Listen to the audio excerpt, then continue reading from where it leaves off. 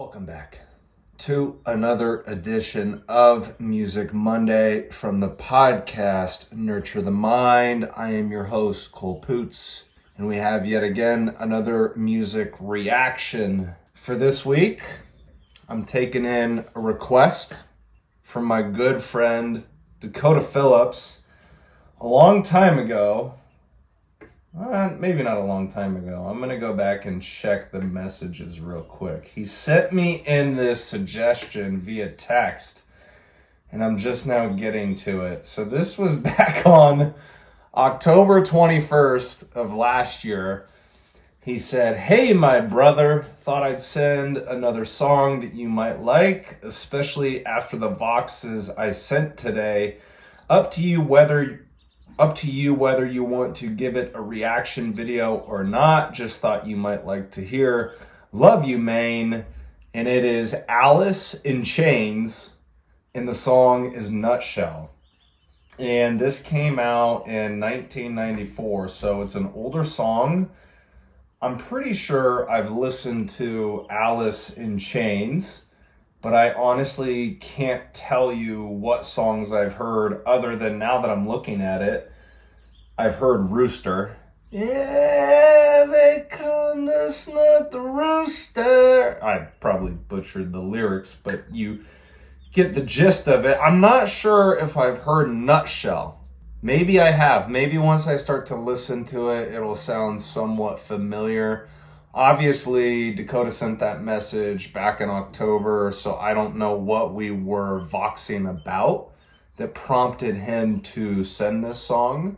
So, as always, pretty much most times when I go into these music reactions, I have no idea what I'm going to listen to. I have no idea what's going to come up, what's going to pop up. It's literally just going to be a free-for-all, and we're just going to see what my mind produces as we start listening to it. So once again, we have Nutshell from Alice in Chains, and it's off of Jar of Flies, which was an EP back in 1994. I am once again now looking at some of their more popular songs, and I'm pretty sure I've heard Them Bones. So who knows? Again, maybe listening to this, all of a sudden I'll be like, yo, this is super familiar, like I've heard this before. I don't know. We're going to take a wild guess. So anyways, let's get into it. Let's do this music reaction. Here we go.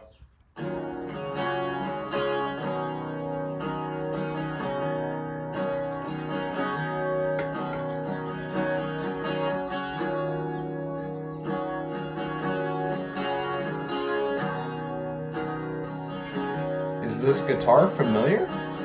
I can't tell you that.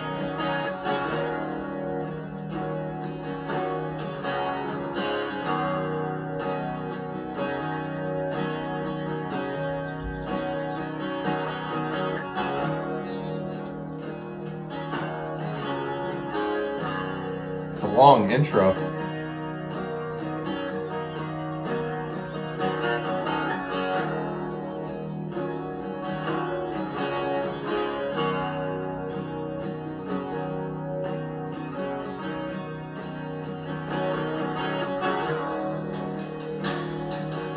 Oh, we got some percussion. This sounds familiar.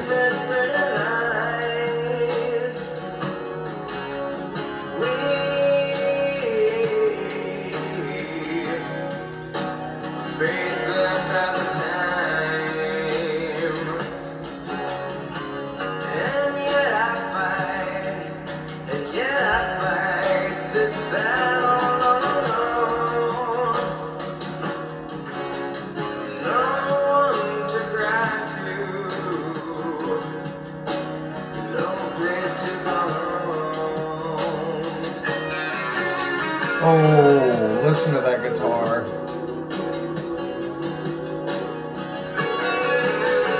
Oh. Fuck.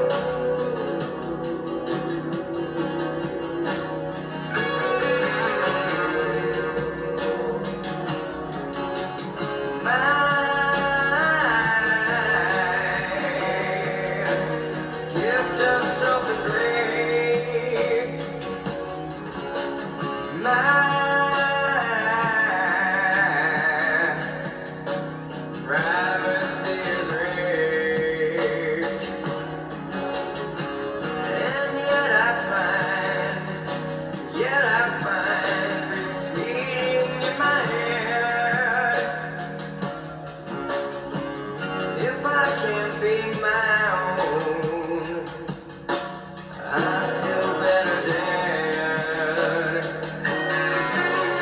Oh my God, that guitar, man. It rips through your soul.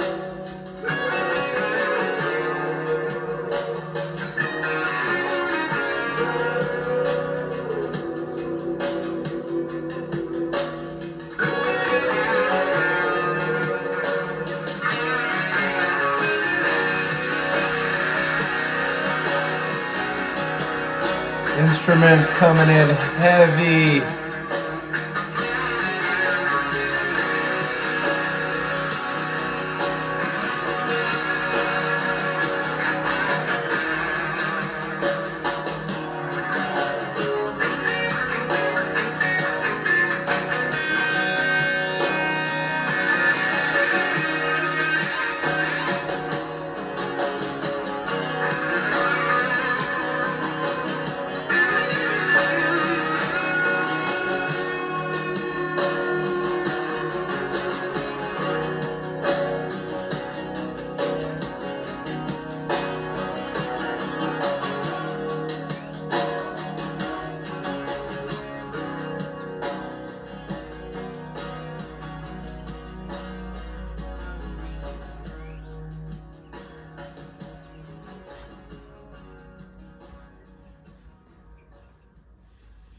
All right, that was Nutshell by Alice in Chains. I mean, the first thing that I could say, and I kind of said it throughout the reaction, is I absolutely love the instrumental. I love the sound of that song. I feel like it starts out with acoustic guitar as sort of like the long intro, and then the percussion picks up.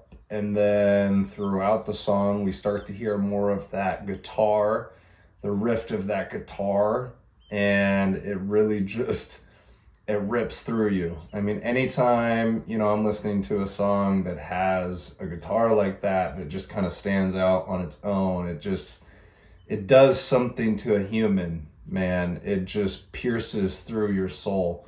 That song is interesting in the fact that there wasn't a ton of lyrics. So I'm actually going to bring up the lyrics because I just want to go over them. I want to see what it says.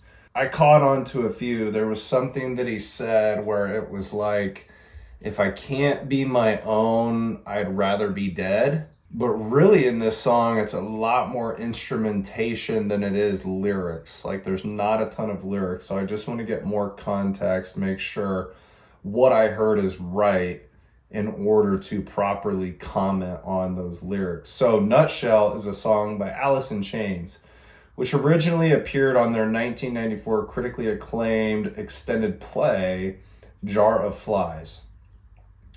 Although never released, where is it? I lost my spot. Although never released as a single, it is still today one of Alice in Chains' best known songs.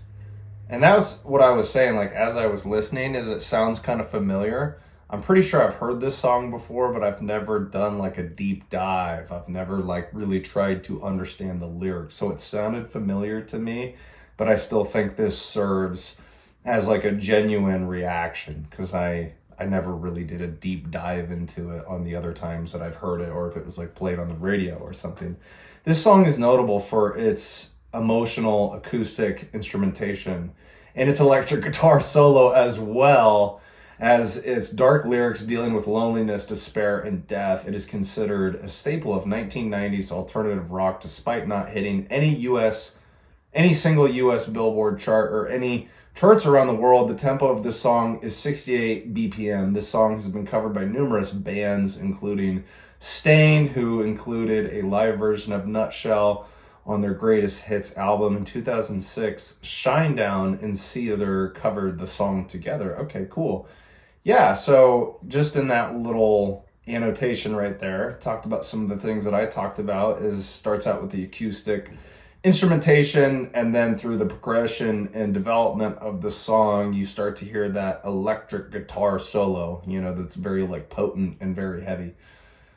So let's go through these very brief lyrics. Like I said, there's a verse 1 and there's a verse 2. So most of this song is not really lyrics. It's made up of the instrumentation, the flow of the instruments and how they all go together. So in verse 1, it says, "We chase misprinted lies, we face the path of time, and yet I fight. And yet I fight this battle all alone. No one to cry to, no place to call home." Misprinted lies could be a reference to how false information was being spread about the band members in the media, especially Lane Staley's struggle with addiction.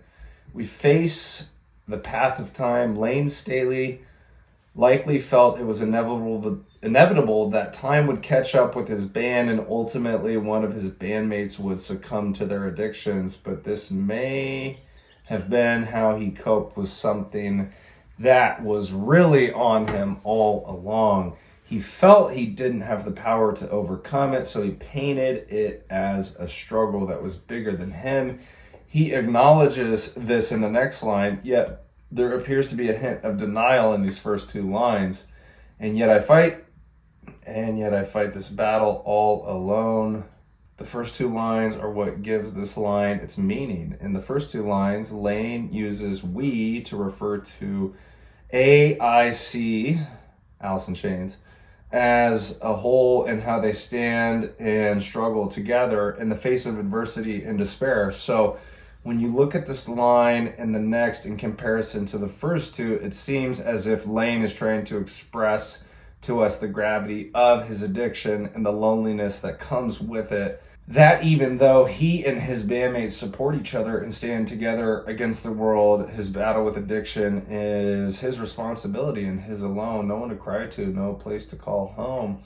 The band had been out touring after the release of their 1993 album, Dirt. They went home to Seattle and found out they had been evicted from their apartment. They had failed to keep up on their rent. They moved into a studio called London Bridge Studio in Seattle and began working on some new music. The music spawned from this ordeal was the EP known as Jar of Flies. No one to cry to refers to the feeling of loneliness any band feels when they are on the road, and also refers to personal demons many of the members of the group had been going through at the time. Alone, no place to call home refers to the fact they had been kicked out of their apartment and were basically homeless, as well as Lane generally feeling that he doesn't feel belonged anywhere. Lane felt this perhaps more acutely than his bandmates because he felt he was to blame. His battle with addiction was his responsibility and his alone, but it affected the band as a whole with tours and shows being canceled. So interesting.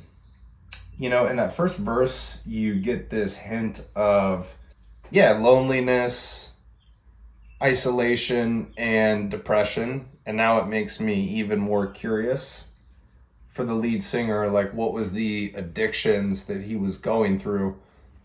And it's interesting that this band was really big at the time, or maybe right after this EP came out.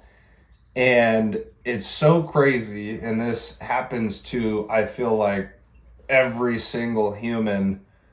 At some point throughout their life, you may be going through such a difficult time. You might be going through such a hard time trying to figure things out. In this case, trying to get rid of this addiction, fighting this addiction, or them not being able to pay rent, and you think that your life is over. And inside of that adversity is an opportunity to get better if you so choose to do so.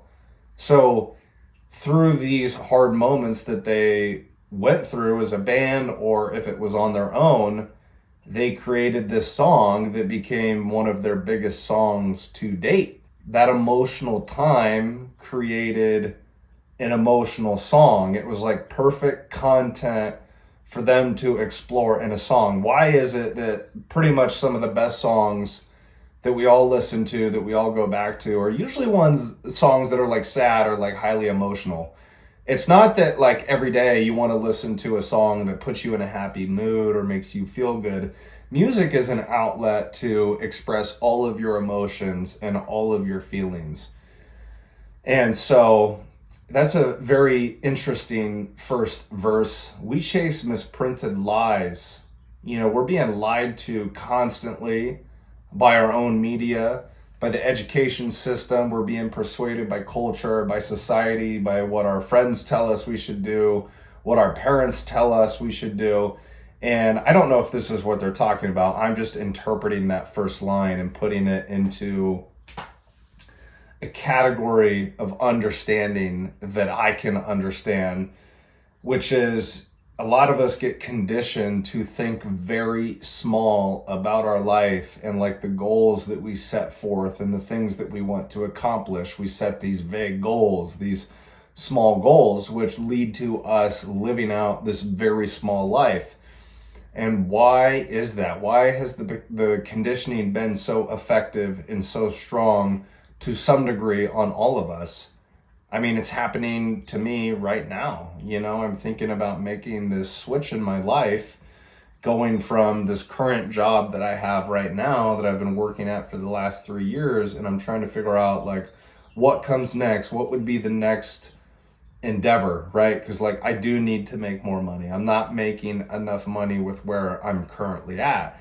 And it's hard to make that jump. It's hard to make that leap. It's hard to think about the possibility of, maybe going off and doing something that is like independent, but allows you to basically keep all of that money that you earn instead of like slaving away for an employer. But there is this, generalized sense of fear because of all of the conditioning that I've been fed my entire life, which is I am very fearful to take a risk. But, on the other side of that risk could potentially be a whole lot of gain in my life. And so a lot of us, we chase these misprinted lies that are fed down to us from our parents, from culture, from society, from the political system, the political environment. And then we get to a point where we've been fed so many things that, for one, we don't know what to do. We don't know what to chase. But we also don't even know what we actually want internally because we've been fed so much noise and so much information, and it's like everything inside of our heads just gets so fucking muddy. It really is a skill to like sit down with yourself and ask yourself, like, what do I really want? What is the next step that I need to take in my life? I just think a lot of people don't take enough time to like think about those things. These last 4 months, 3 months or so, a little bit over 3 months, I've been cycling through my thoughts about, my future and what comes next and what I need to do. And it's been incredibly challenging, but there's a silver lining to it is that, by thinking about those things, once you open up Pandora's box and you look at these things, you can't unsee the truth. And I would rather have these tough conversations with myself, look in the mirror intensely. I'd rather have that happen now at 28 as opposed to going through another 10 years of just being super unconscious and not thinking about these things and basically being in the same place or maybe just a little bit better than where I was at 28 and now I'm 38. So these lyrics, at least in this first verse, I feel like hold a lot of weight, hold a lot of meaning, and they're very short. It's 4 lines, but yet it's profound. I mean, you can hear the emotional strife like in his voice, but also the lyrics kind of just put it to you bluntly that this singer and then the band as a whole, are going through a tough time at that particular moment in time. But out of strife, out of pain, out of adversity can blossom so many beautiful things in one's life if you allow the process to unfold naturally and you allow yourself to evolve and you look at yourself in the mirror and ask the hard questions. What do I need to do? What do I need to do to get better? And like the answer isn't always obvious, but if you keep asking these questions, I'm convinced that eventually soon enough, you will get some type of answer. And, you know, we look at these things in our lives as monsters, as demons, as this massive hill that we have to overcome. And I understand why we do that. I think every human, does that from time to time. But logically, the way to break it down is like, dude, for the path that you're about to go on, if you know you need to make a change in your life, you need to make a change of direction, but you just don't necessarily know ultimately where you want to go, you need to break it down into digestible steps. Or it's like, take the first step, and then once you take the first step, it usually opens up another door, and then you take that step, and that's just kind of the process. That's how you get going, one foot in front of the other. It's very much a cliche, and it's very watered down, but cliches exist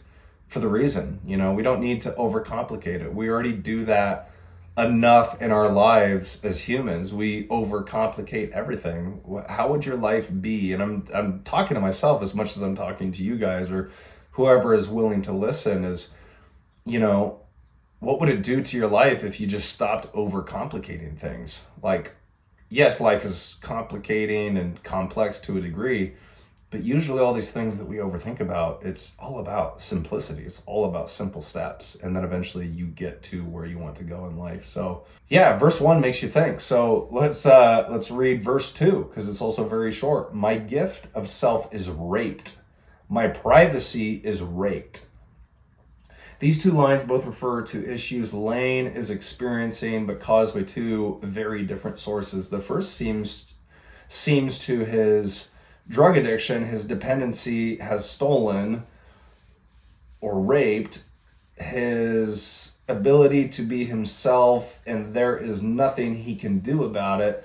The second line seems to refer to the media publicizing his addiction throughout the 90s. Media openly publicized his issues, both true and false information compounding the issue. One example is this 1996 Rolling Stones article. And yet I find repeating in my head, if I can't be my own, I'd feel better dead. This section shows the upcoming contradiction between former and latter statements. Despite Lane's feelings of his life being taken away from him, he strangely feels as though he is only himself when he is carrying this dread. If I can't be my own, I'd feel better dead. If they can't be their own, someone without the reliance of some sort of drug, then they'd feel better dead. This feeds into the theme of addiction. This song and many others on the EP follow.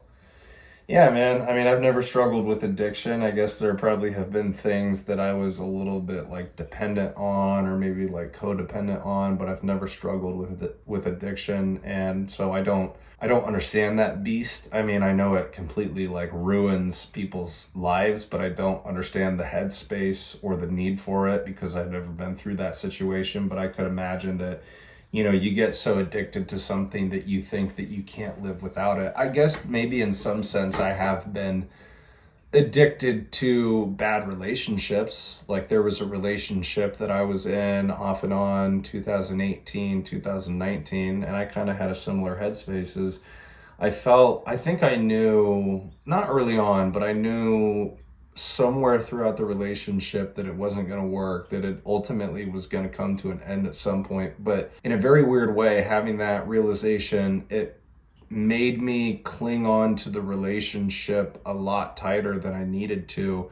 And I was trying to force her love. I was trying to force us to make this thing work. And I was just so afraid that if I let go, that I couldn't move on, that I couldn't live without this person. So I guess in that sense, maybe, I was addicted to her. They say that, when you're in relationships and whatnot, especially ones that are very unhealthy for you, obviously you've built up sort of this dependency on them. It's kind of like being addicted to drugs, because being with somebody emotionally, physically, intimately it triggers those same parts of the brain. So it's literally like you're getting your drug fix, and then every time you guys flirt with the idea of breaking up, it literally feels like you were going through some type of withdrawal. And at least in my case, in that really bad relationship, it was like going through, the withdrawal was so intense that I would always run back to her.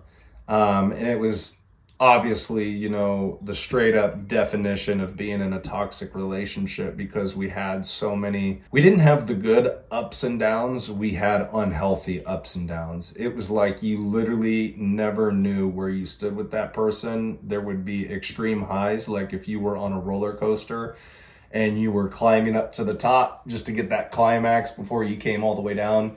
And every time that we had an extreme climax like that, then we would ultimately have this crash and come to the bottom. And I got to a point putting up with that for so long that I just thought that that was normal. I was like, oh yeah, like this is how relationships are supposed to work. And it's like, no, that is like really unhealthy. That is toxic as hell. And it's like, I'm dating somebody that could be categorized as a narcissist. And I don't like throwing around, the N word as far as like narcissism, or the T word when it comes to toxic, because I feel like that's just used so heavily in our culture today. But that definitely was a situation that I ran into, is toxicity and a person who was a narcissist. And so, yeah, I think maybe that was the only sense or any time in my life where I guess I could have been like addicted to something. But that's the strange thing about addictions. And once you get hooked with some type of addiction, you literally feel like you can't go on without this thing. Like that's how invasive addictions and vices can become. And every time, you listen to a song like this, again, it's just opening up about the human experience, right? Like, even if I haven't really struggled with addictions throughout the course of my life, I can relate in this song that like we all have demons that we're constantly facing at any moment, at any given time. I know every motherfucker out there, even if they pretend to be like happy all of the time, or maybe they're just super ignorant that it appears they're always happy. If you're a real one out there, those people are, maybe they're not always fending off their demons, but their demons are always just a corner away from lurking into their lives and making their presence be felt and be known. So this is a great song, a very deep song, makes you think a lot, and they didn't take a whole lot of verses to do it. That's what I appreciate, is there's 2 verses, not many lines, and yet it's a very deep and expansive song. And then the instrumentation coupled with the lyrics just really sets the tone emotionally and allows you to get inside of your feels. So very impressed by that song. Thank you, Dakota, so much for sending in that song. I don't think Dakota ever misses when he sends in a music suggestion. He got me on to Sleep Token. He got me on to Falling in Reverse, and now he's got me listening to this song by Alice in Chains. So yeah, guys, that's the reaction. That's the review. If any of you out there in the comments, if you want me to check something out, put it in the comment section below. I don't respond to people all the time. I don't always read comments, but I try to check in as much as I can, pretty regularly. And if you've been on this channel before, you usually know that at the end, I always say there's 4 things that I ask that you guys do. Not all 4, but please do one of the 4. Number 1 would be subscribe to the channel. Number 2 would be like the video that you just watched. Number 3, comment in the comment section below. And number 4, just share the message via social media, or if you do it in person, word of mouth. By doing one of those 4 things, you really help me grow my channel over here. And I'm basically just asking, like, if you enjoyed this, if you thought it was educational, if you thought it was entertaining, if you thought I gave a good take, if it wasn't a waste of your time, just do me a solid. I make these and I just need you guys to help me grow my YouTube channel or my podcast. That's all that I ask. So thank you guys so much, and I will see you next week for the next reaction. All right, take care. Bye-bye.